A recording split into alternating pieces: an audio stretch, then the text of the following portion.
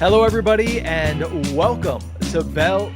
I'm your host, Nick Belsky, and man, it has felt like forever. It's almost felt like it's been a year since our latest episode. We had our typical Wednesday episode last week in WrestleMania week, and then because of that, we also had a WrestleMania predictions episode that dropped on Thursday. It's Wednesday again, and it feels like it's been a couple of weeks because of everything that has happened between last Thursday and where we're sitting right now on Wednesday, April 23rd. It was a crazy WrestleMania 41 weekend in Las Vegas. So much to get into, and we're going to try to cover as much ground as we can on this week's episode. But first and foremost, we have to talk about the two men that closed out WrestleMania 41, John Cena and Cody Rhodes. What's next for the American Nightmare, and what is next for the record-breaking 17-time world champion John Cena? He only has 27, as he liked to remind us on Monday Night Raw. 27 appearances left. What could we see in those 27 dates? And then, of course, if there is anybody that is dominating headlines coming out of WrestleMania weekend, it is Seth freaking Rollins. He leveled up at WrestleMania 41 in a major way, and I, for one, am extremely excited to see what's next for Seth Rollins, Paul Heyman, and just one of the most electrifying young stars in the WWE who has joined those two on Monday Night Raw. And then, of course, we'll close things out with just some smaller and final thoughts, quick thoughts on WrestleMania weekend as a whole. But before we get started, as we do every single episode, we like to remind you that if you enjoy this content, make sure that you like, share, subscribe on Nick Belsky on YouTube, or if you prefer an audio version, you can find Bell to Bell on Spotify. Let's kick things off with the two people that close things out on WrestleMania Night 2, and that is John Cena and Cody Rhodes. Cena and Rhodes had an insane weekend. That matchup, and those two in particular, had three absolutely incredible segments, whether that be Friday night Smackdown when they had a promo battle and the final promo battle going into WrestleMania weekend, whether it be Sunday, which was, we'll get into Sunday, or whether it be Monday, which kind of reinvigorated everybody into this storyline. Let's start with Friday. What we saw leading into WrestleMania weekend, before anybody even touched down in Las Vegas, was three different promos from John Cena over on the European tour. And you could say during those interactions with Cody Rhodes that Rhodes held his own. Now, you could also argue that in the first two, at the very least, John Cena wasn't really punching back. He was more focused on cutting a promo on the fans than he was cutting a promo on Cody Rhodes. It was a little disrespectful, to be completely honest. It felt like John Cena was going off on everybody except his WrestleMania opponent, and we'll get to how that kind of followed long into the matchup. But Friday was the best promo of the build, bar none. No matter what, it was 1,000% the best promo of Cena versus Rhodes leading into WrestleMania 41. I mean, it wasn't even close between that and the other three. What we learned almost immediately is that Las Vegas was not on Cody's side. Las Vegas was going to be a John Cena crowd through and through, whether Cena wanted it or not. They were going to back John Cena in this matchup all weekend long. They were booing Rhodes out of the building. It was merciless from the Las Vegas crowd to the American Nightmare. And what he did is something that we haven't seen him have to do over the last couple of years. He has been as close to a white meat babyface as we have seen, honestly, my entire lifetime, probably dating back to the early days of a guy like Hulk Hogan, because very rarely was he booed in buildings. Yeah, there were people on the internet that would complain about Cody Rhodes, but again, that's the internet. In buildings, Cody Rhodes was not received this poorly at all throughout his entire run here since coming back at the Royal Rumble a couple of years ago and eventually winning it and going on to face Roman Reigns at WrestleMania 39. But on Friday, he was booed. On Friday, he was clearly not the favorite between the two men standing in the ring. And what he did was win the fans over. something he hasn't had to do. By the end of that promo, I'm not going to say people were pulling for Rhodes out of that crowd, but they certainly weren't booing him anymore. They were cheering him. They were giving him credit. They were giving him props, and they were reacting to everything that he was saying in a positive manner. And I got to give props where props are due. Cody Rhodes cut the promo of his life on Friday Night SmackDown in Las Vegas. Unfortunately, it was followed up with a very substandard main event. Was that the plan? Was that really the plan? To give a substandard main event? Maybe. I mean, you could certainly sell it as John Cena said he was going to ruin wrestling, and he did exactly that on Sunday night. He ruined the main event of what was a very good night 2 of WrestleMania. Night 1 was okay. I thought there were some peaks, there were some valleys in night 1, but night 2 was almost all gas, no brakes with it until the very end. We slammed on the emergency brake in the main event. It was not great in ring. I did not like the inclusion of Travis Scott, and maybe, just maybe, that's exactly what the plan was for John Cena. He wasn't going to give you a historic, best of all best match at WrestleMania 41. He was just going to go in there, beat down Cody Rhodes, lie, cheat, and steal his 17th world title. If that was the plan, then mission accomplished. But it just didn't land really well for me. And that's fine. Maybe it's your cup of tea. It just wasn't mine. And I looked at it and I said, if this was the plan, I think he succeeded. I didn't enjoy watching that main event. In fact, it left a little bit of a black mark on what was, outside of that, a WrestleMania that is going to go down as one of the better ones of the last decade. I'm not going to say it's one of the best. I think 40 is above it. I think 39 is above it. And I think you could probably go back and find a couple others in the 30s that are probably above it. But it was better than a handful of the last dozen, certainly. But that last match, it didn't hit. But anyway, you fast forward to Monday Night Raw. John Cena wins 17. He makes history. He passes Ric Flair for good. And then he's just toying with the Raw After Mania crowd, something that only John Cena can do. I mean, my first WrestleMania since coming back into this was WrestleMania 32. And the night after WrestleMania 32, when Roman Reigns went out there and was booed for 10 minutes straight, didn't get a word out, and then left. That was my introduction, my reintroduction, I should say, into the Raw After Mania crowds. The champions are really at the behest of the fans on that episode. And Cena toyed with them. Comes out, once again, very minimalist screen, very minimalist, introduction, outside of the fact that he called up the new ring announcer and said, no, you need to do it this way. Belt on backwards, playing the crowd, saying, well, you guys have never apologized. And they say, we are sorry. And he says, we aren't sorry. Exactly. It just feels like he is playing and toying with the Raw After Mania crowd and saying, well, I have 27 dates left. 27 dates doesn't mean 27 matches, because in 27 dates, promos, times where I come out here with the belt and just insult you, the WWE universe. After that, I'm gone and I'm taking this with me, because there is nobody who is going to be able to stand in this ring toe to toe and take this away from me. And then his old friend, Randy Orton, jumps into the ring. And that's what's next for John Cena. 27 dates left in 2025. 27 dates left of his career. And as of right now, one person that we know for certain is going to get in the ring with him. Randy Orton hits that RKO. John Cena gives a little shit right before it happens, which I think was peak comedy. I don't think it was necessary, but I think it was peak comedy. Not necessary. It was necessary, 1,000%. I don't think it was necessarily planned. I think it might have just been reactionary. But we got Backlash in St. Louis in 3 weeks. So that's what's next for John Cena. We might get one of those dates in the build, but we're probably going to be down to 25 dates after John Cena versus Randy Orton. And if I was a betting man, I would speculate that John Cena ends up winning that matchup.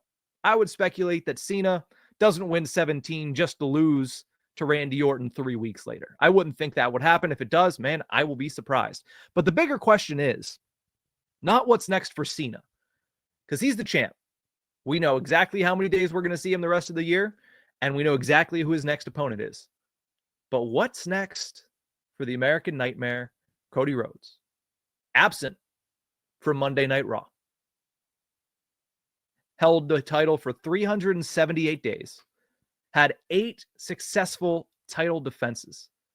And yeah, that is a rough ending to a solid title reign. An ending that, to be honest, I thought was a little disrespectful.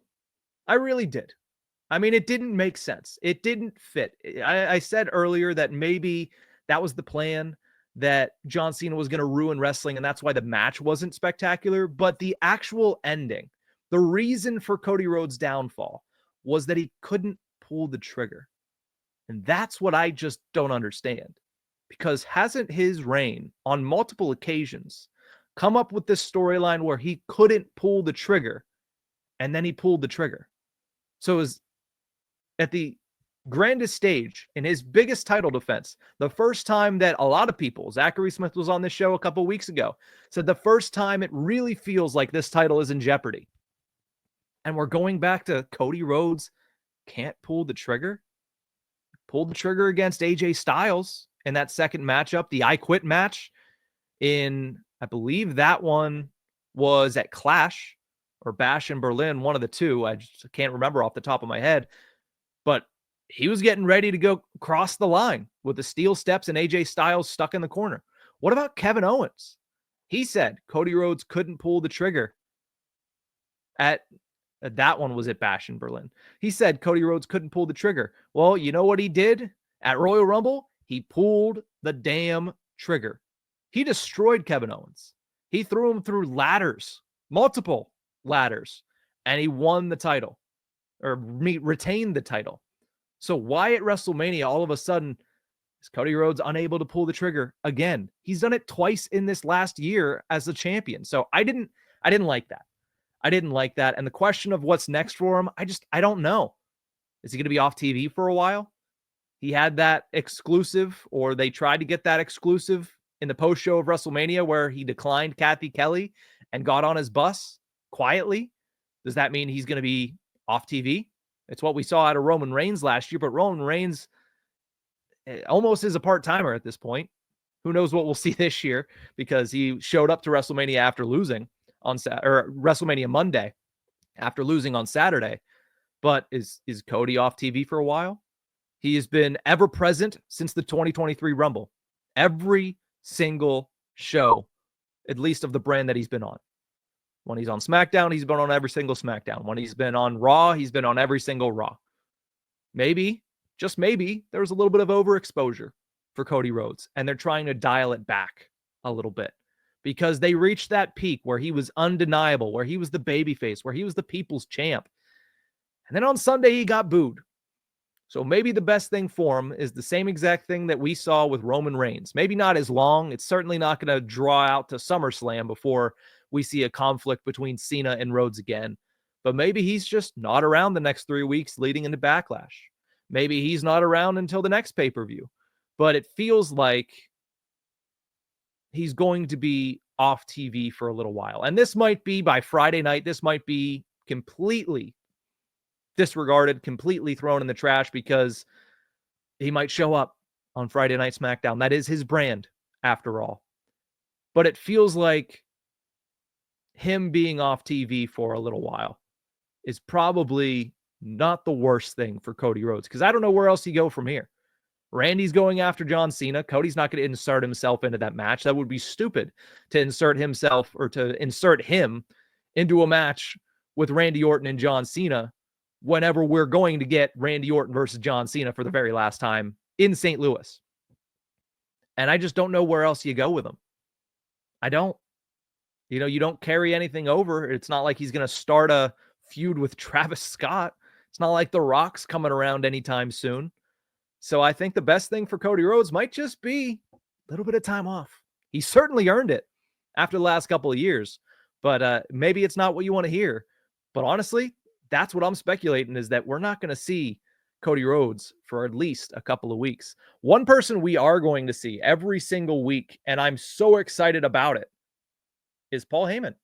Why? Because Paul Heyman is now aligned with Seth frickin' Rollins, the Monday Night Messiah.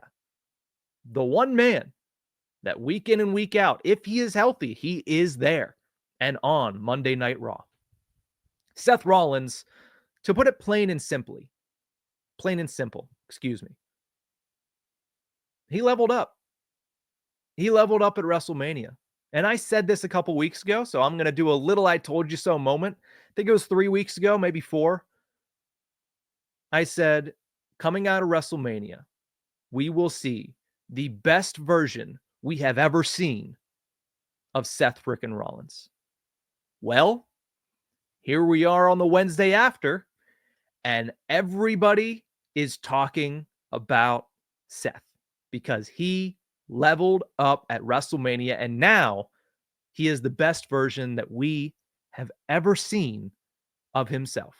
The main event between him, Roman Reigns, and CM Punk lived up to and, to me, surpassed all expectations. There were high expectations because they are 3 of the biggest stars in this industry in the peak of their career. At the very least, Rollins and Reigns are at the peak of their career, and CM Punk is still good enough in ring to where he can keep up with these guys. But storytelling was peak. In-ring work was peak.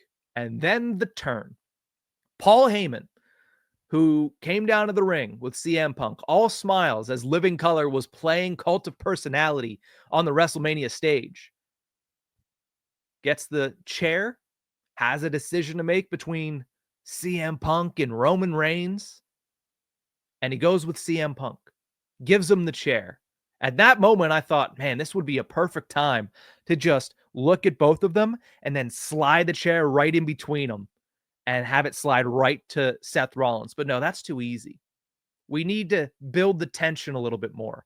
He gives the chair to CM Punk, gets in the ring, which at that point you should have known something was up because Paul Heyman doesn't get in the ring during the match, really ever.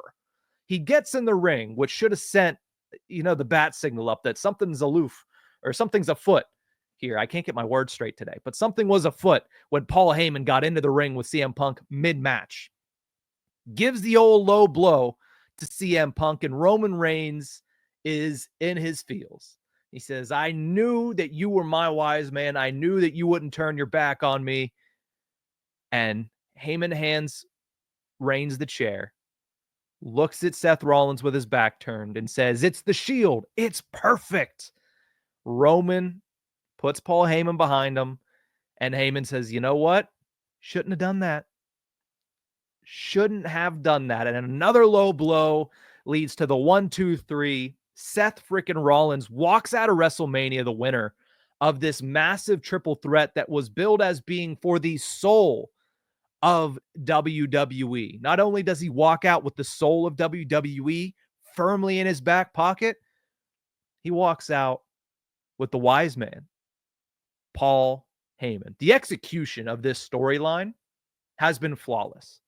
Those, myself included, who were a little bit skeptical coming out of Royal Rumble that this was the direction that they were going, I think if you polled everybody that was skeptical, 99% would look at this now and say, yeah, they pulled it off. 100%.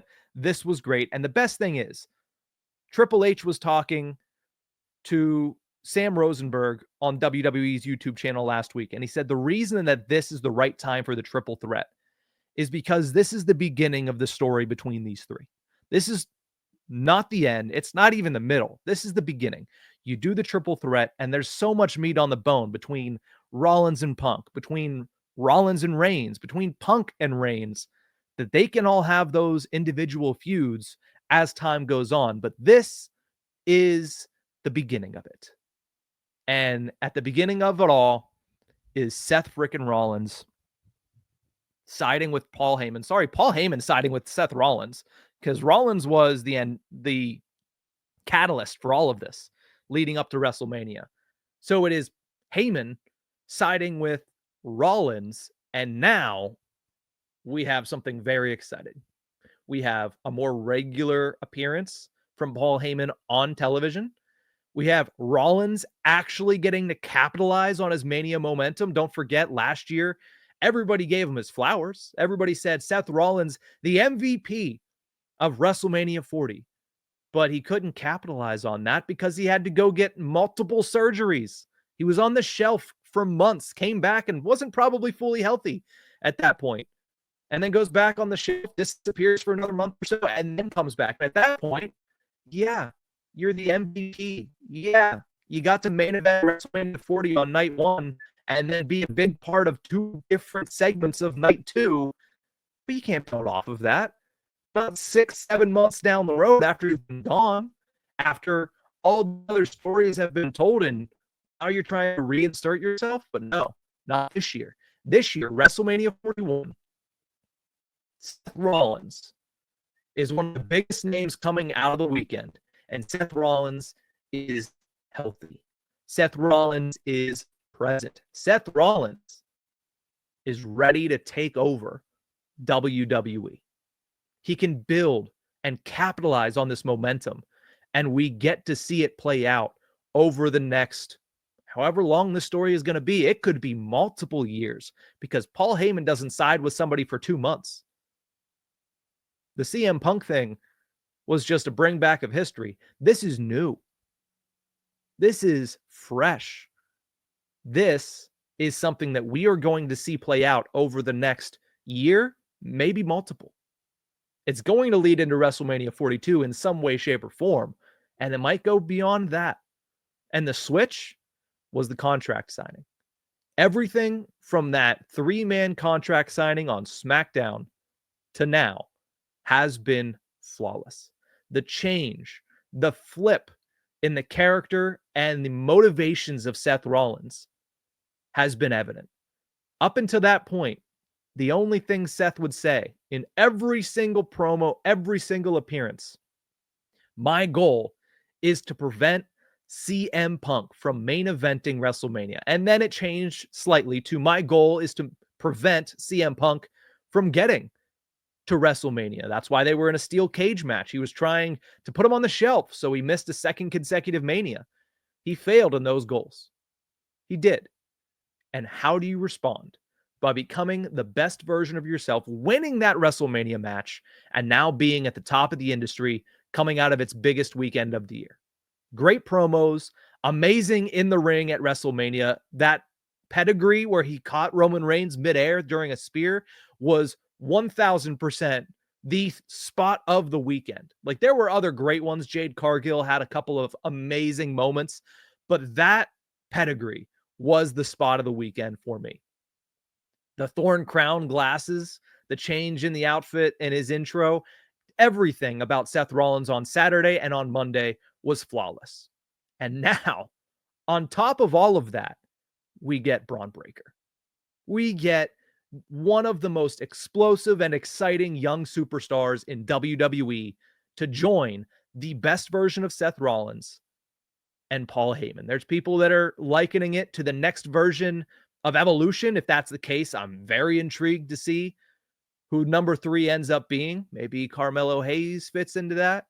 Maybe a returning. Ilya Dragunov doesn't fit. I just want to see Ilya Dragunov do a bunch of stuff because I want him back and he's great. But Bron Breakker, nonetheless, is part of it now. He joins Rollins and Heyman. He spears the crap out of both Roman Reigns and CM Punk. And he shows that for the second consecutive year, the man who loses the Intercontinental Championship at WrestleMania is going to then move up to the main event. It makes it a segue. I don't know if it's going to quite be a segue for Dominic Mysterio, but time will tell. But at least for Bron Breakker and Gunther before him, and even Jey Uso before him, you go from the Intercontinental title straight to the main event. And that is where he is going to be while he's aligned with Seth Rollins and Paul Heyman. And honestly, it's deserved because he is a star. He is absolutely incredible. In ring, on the mic, everything about Bron Breakker has been great since he debuted on Monday Night Raw. And maybe, just maybe, we should have seen this coming. Maybe we should have. Maybe there was a little bit of foreshadowing at the Rumble. I mean, it's a very loose connection, but he did spear Roman Reigns at the Royal Rumble. He got the better of Roman Reigns at the Royal Rumble in that altercation. Now, Reigns eventually eliminated Bron Breakker. But maybe that was a little bit of foreshadowing. Maybe they didn't think that far through. Maybe I'm just making a connection that's not actually there. But at the end of the day, the lasting image from Las Vegas, outside of obviously Tuesday night's NXT, but the lasting image from the main roster on WrestleMania weekend is Bron Breakker, Seth Rollins, and Paul Heyman side by side by side in the middle of the squared circle. And where that goes is going to be extremely exciting. Let's talk about somebody who did not have a single match on WrestleMania weekend, whether that be, I guess technically he had one. Andre the Giant Battle Memorial Battle Royal, Karrion Kross. That was the one match that he had. And the Vegas crowd loved him. They should. It's his hometown.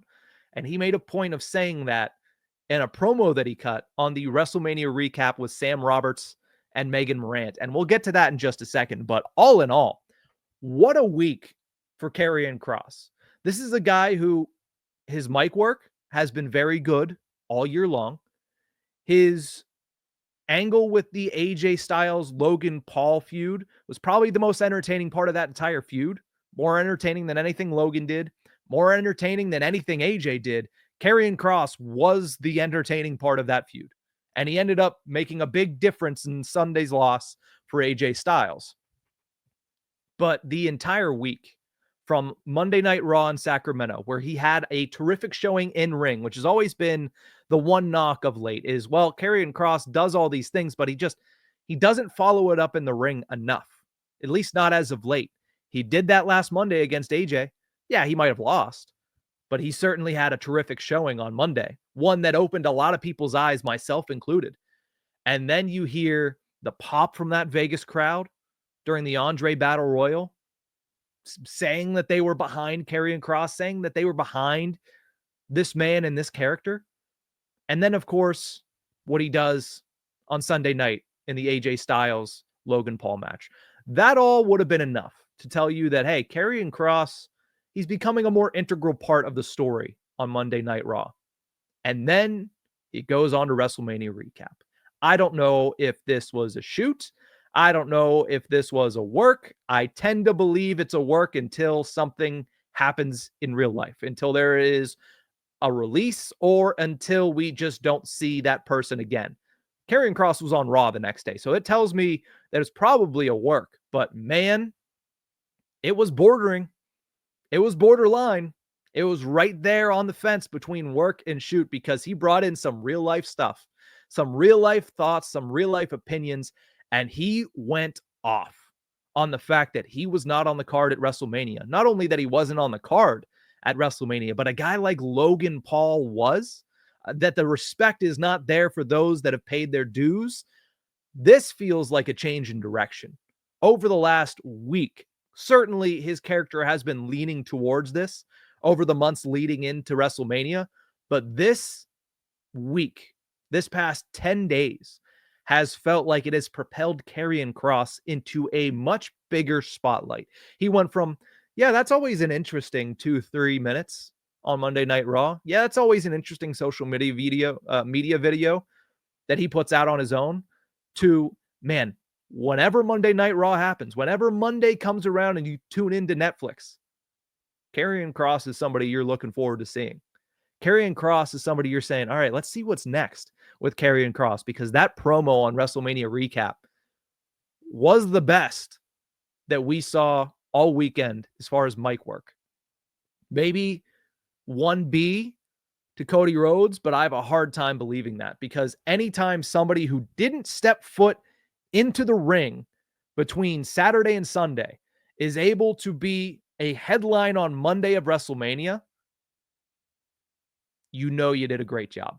And I think that was 1,000% the case with Karrion Kross on Monday, is that everything that he did between the match on last Monday's Raw, between the Andre Battle Royal, between trying to give AJ Styles the brass knuckles on Sunday night, to his promo on WrestleMania recap, and then his promo again with AJ Styles, where he just went off on him and said, your pride got in the way of giving you a win at WrestleMania. And he keeps calling him Allen, which is hilarious too, because I don't think anybody else has called AJ Styles Allen since he joined WWE, at least not off the top of my head. But Karrion Kross is having himself a week. And now the question is, can he follow it up? Will he be allowed to follow it up? That's another question. Because if this was a shoot, that's a big question mark. Are they going to let him capitalize on the fact that he has just built up a lot of interest in himself? Are they going to let him capitalize on that? Or are they going to kind of put the nix on it?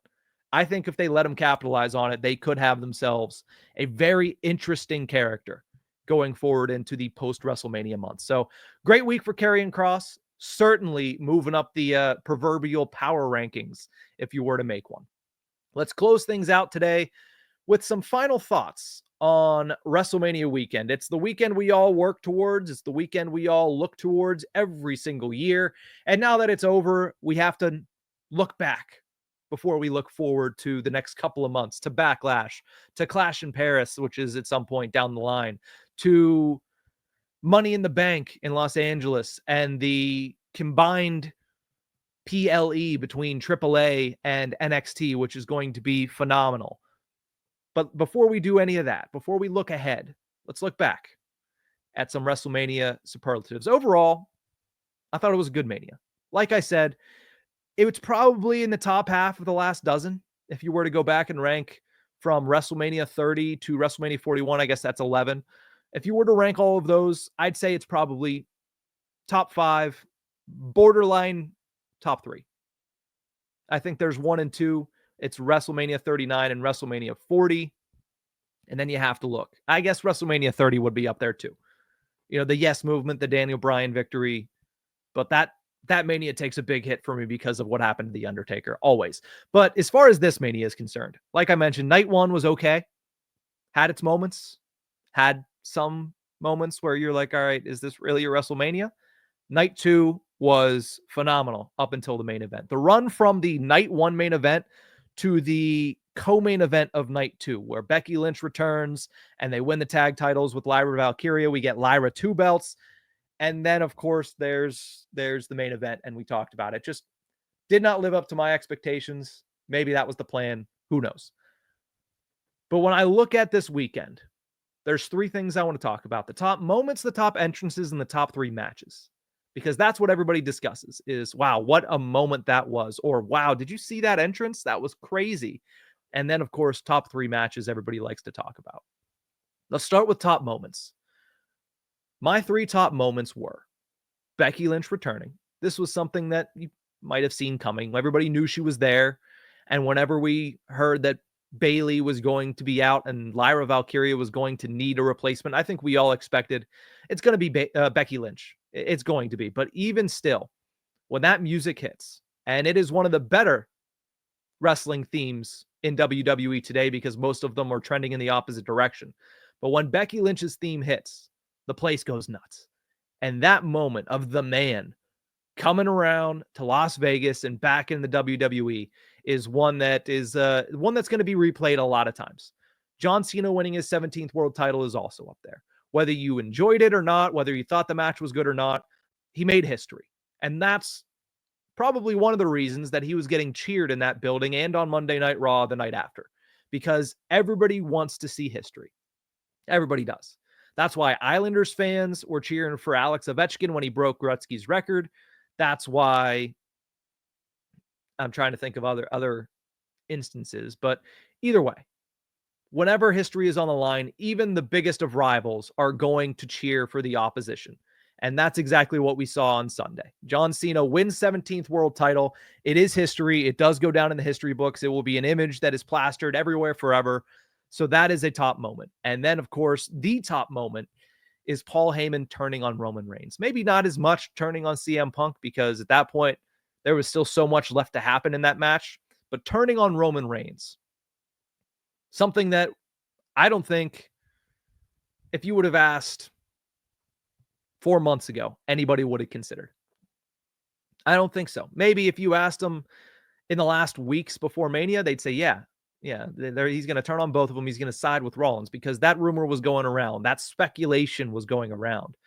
But him actually turning on Roman Reigns, officially ending the friendship, the relationship, the business relationship between the wise man and the tribal chief, one that stems back to 2020, half of a decade, that is going to go down as a tentpole moment for the 2020s. It shifted the entire decade, and we'll see what happens over the next 5. I don't know if this Heyman Rollins storyline will go 5 years, but the one between him and Reigns certainly was historic, and it came to an end at WrestleMania. So those are my top 3 moments. My top entrances, I think everybody is going to throw out CM Punk one, because not only do you have Living Color Live, which whenever you have the band that's created the song coming out and performing it live at WrestleMania, it's always going to go up. It's always going to rise up the list. But the video package before it was very good. And if you know anything about me, you know I'm a sucker for a good video package. And that one kind of matching together young CM Punk and his aspirations then to the CM Punk that finally achieved the goal, that finally got the opportunity to come out last at WrestleMania, to come out and main event a WrestleMania. All of that just played, it tugged on the heartstrings a little bit, but it just played so well in my eyes. So CM Punk, that one's probably the top, but Seth Rollins is right behind him. I mean, the gear was insane. The flamethrower was insane. I'll throw out those glasses again because it was almost kind of emblematic of how he sees himself at that stage as, hey, I am going to sacrifice my body for the soul of this industry, to save this industry. He sees himself as a savior. He sees himself as a messiah once again, hence the white and gold gear.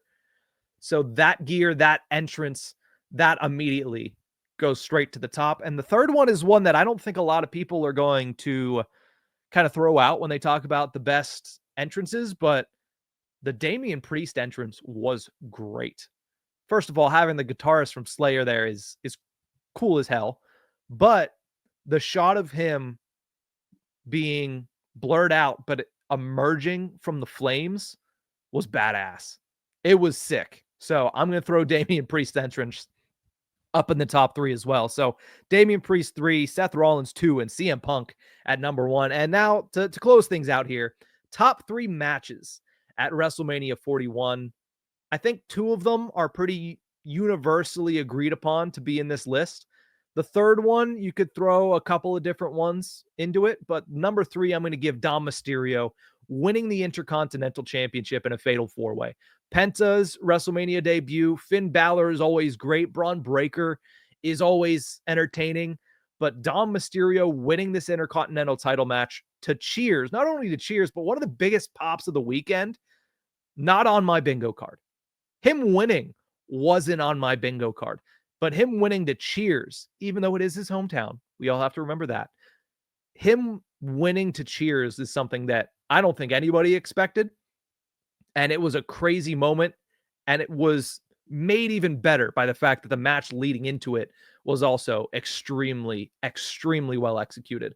At number 2, Seth Rollins defeats both Roman Reigns and CM Punk. And if you would have asked me Saturday night that what my favorite match of the weekend would be, I would say, I don't care what happens tomorrow. It's this triple threat match. It's Rollins, it's Reigns, it's Punk, it's Heyman, it's everything that we saw tonight. There's no way anything is surpassing that. And then it did. All respect to those 3. All respect to that triple threat. All respect to that main event. It was phenomenal. And you know what? It's a match of the year candidate. It is a match of the year candidate right away. But a match of the year favorite happened the following night to kick off the show.